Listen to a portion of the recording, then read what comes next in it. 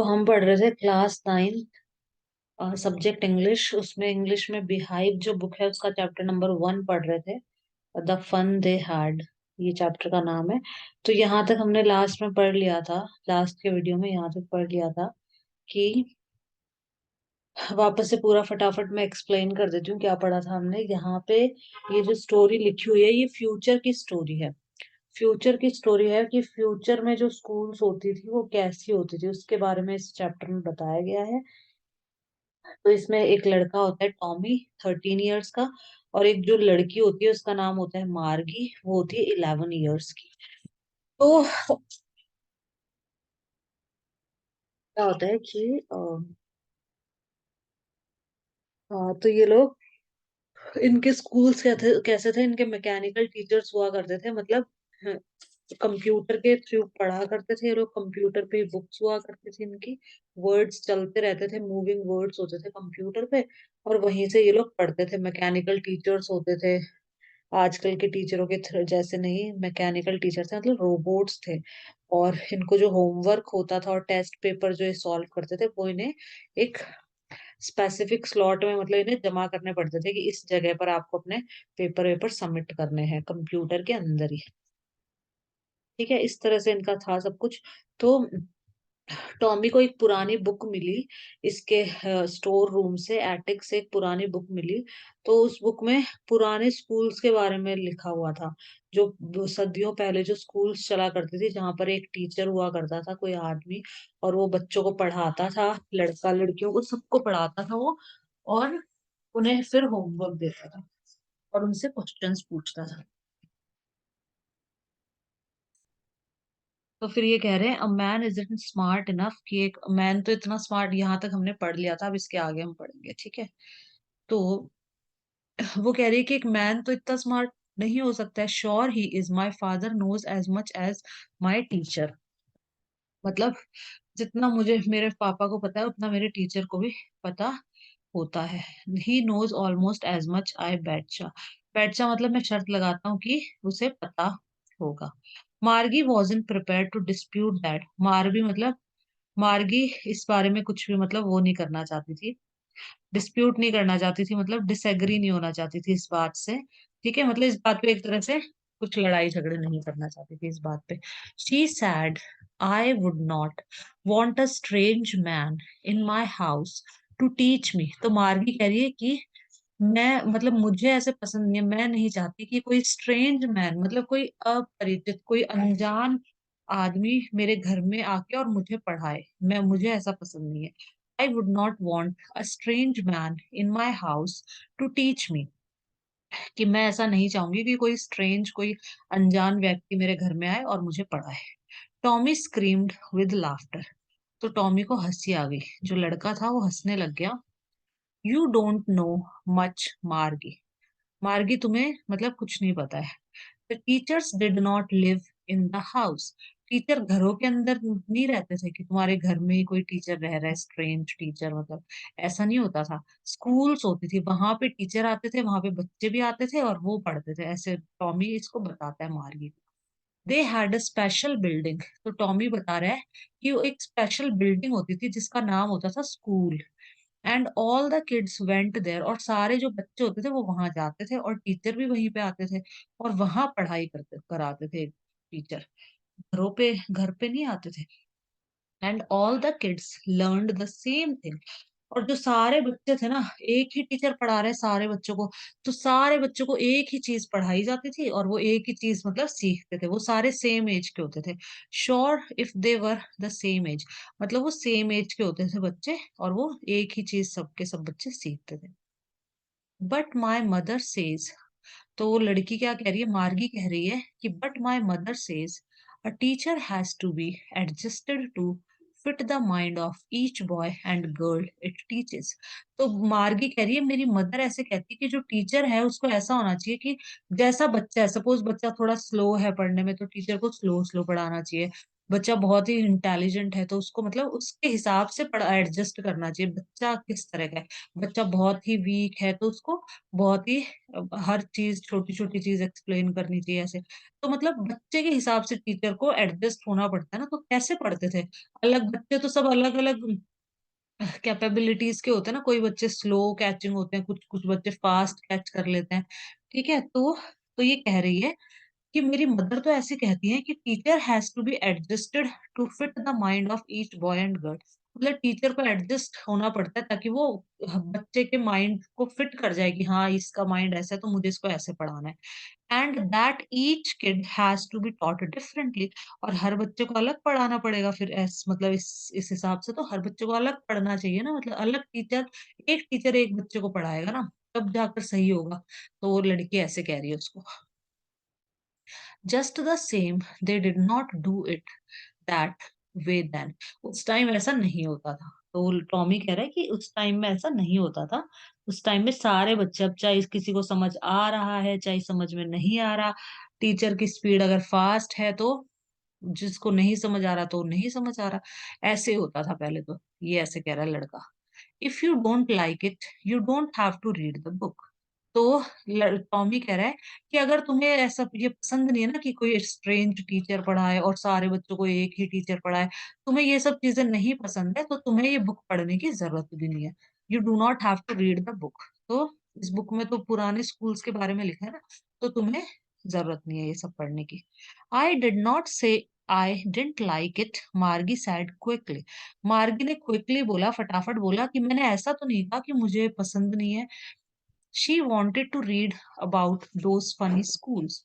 वो उन funny schools के बारे में पढ़ना चाहती थी कि मतलब कैसी होती थी ये स्कूल्स, टीचर होता था सारे बच्चों को एक ही टीचर पढ़ा रहा है, ये किस तरह के स्कूल थे। तो वो जानना चाहती थी ऐसे स्कूल्स के बारे में। They were not even half finished when Margie's mother called. मतलब वो अभी उनकी बात मतलब खत्म भी नहीं हुई थी, मार्गी की मदर ने आवाज लगाई, मार्गी school.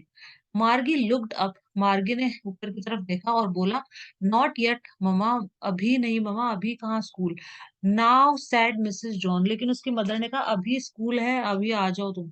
And it's probably time for Tommy too. और शायद टॉमी का भी स्कूल का टाइम हो गया है, उसने ऐसे बोला उसकी मदर ने।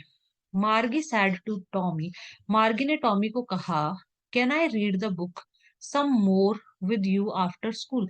क्या मैं तुम्हारे साथ में बुक पढ़ सकती हूँ स्कूल के बाद, जब अपनी स्कूल पूरी हो जाएगी, मतलब इनकी स्कूल तो कंप्यूटर पे होती थी, तो जब स्कूल पूरी हो जाएगी उसके बाद क्या मैं तुम्हारे साथ बुक पढ़ सकती हूँ, मार्गी ने टॉमी से पूछा। तो आज हम ये इतना कर लेते हैं, नाइन्थ नाइन्थ कंप्लीट कर लेते हैं, बस बाकी का कल करेंगे। ये नाइन्थवा और कर लेते हैं, नाइन्थ पैराग्राफ।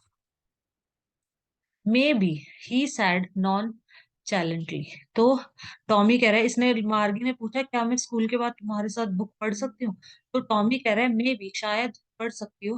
मतलब नॉन टैलेंटली का मतलब क्या होता है, नॉट शोइंग मच इंटरेस्ट और एंथुजियाज्म केयरलेसली। मतलब केयरलेसली उसने बोला, मतलब कोई ज्यादा इंटरेस्ट शो नहीं करा, उसने बोला हाँ पढ़ लेना।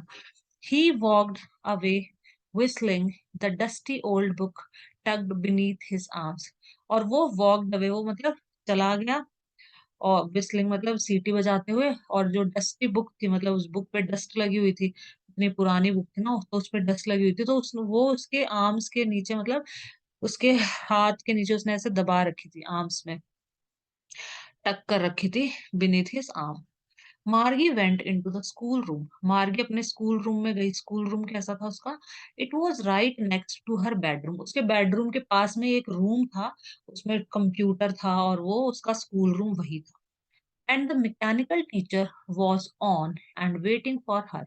मैकेनिकल टीचर बैठा हुआ था कंप्यूटर पे और वो उसका वेट कर रहा था।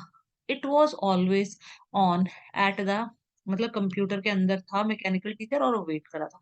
It was always on at the time every day.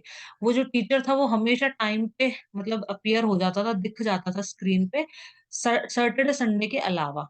Saturday Sunday छुट्टी होती होगी, तो उसके अलावा टीचर मतलब टाइम पे होता था हमेशा।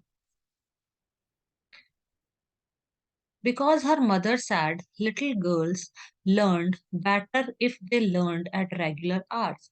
उसकी मदर कहा करती थी कि जो छोटी बच्चियां होती हैं वो अच्छे से सीख पाएंगी अगर वो रेगुलर आवर में सीखे, मतलब डेली डेली कुछ ना कुछ थोड़ा थोड़ा सीखते रहे तो वो अच्छे से सीख पाएंगे।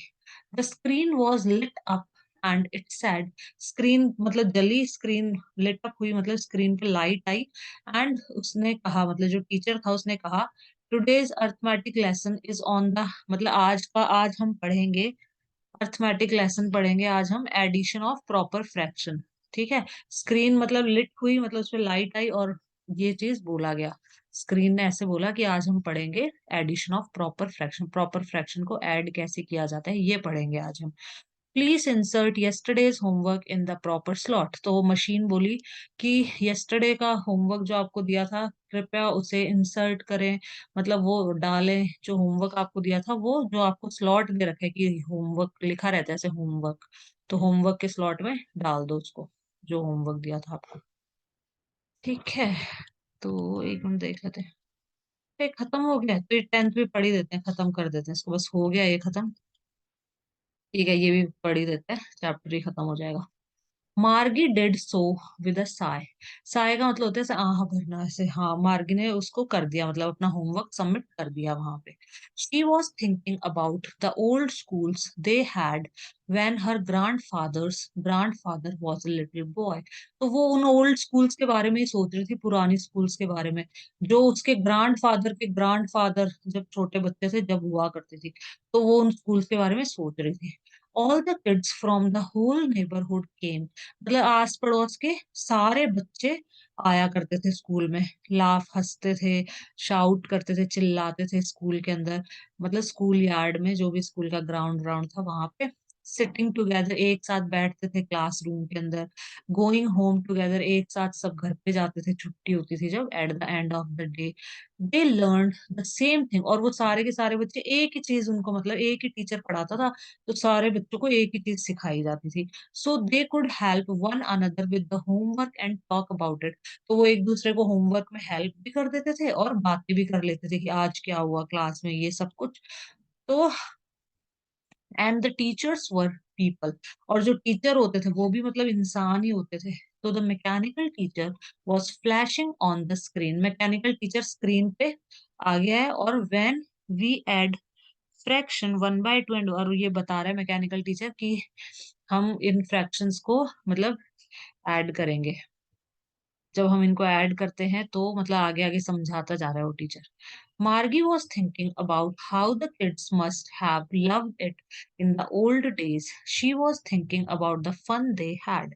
तो मार्गी सोच रही कि जो बच्चे थे वो how the kids must have loved it in the old time, मतलब ओल्ड टाइम में जो बच्चे थे वो कितना मतलब आनंद लेते होंगे, और she was thinking about the fun they had, मतलब वो सोच रही थी कि उनको कितना मजा आता होगा कि सबके सब एक साथ स्कूल जा रहे हैं, सबको एक ही चीज पढ़ाई जा रही है, सब एक साथ घर पे आ रहे हैं, सब एक साथ हंस रहे हैं, बोल रहे हैं, होमवर्क में भी हेल्प हो जाती थी।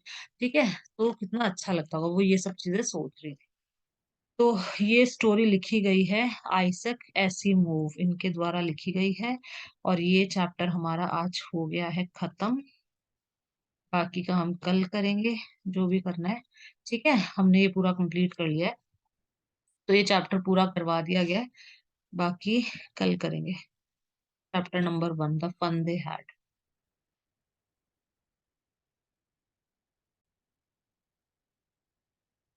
हे गाइस, अगर आपको वीडियो अच्छा लगा हो तो please do like share and subscribe my channel. I hope you like the video, and if you have any kind of doubt, you can ask me in the comment box. I will definitely reply. Thanks for watching. Have a nice day.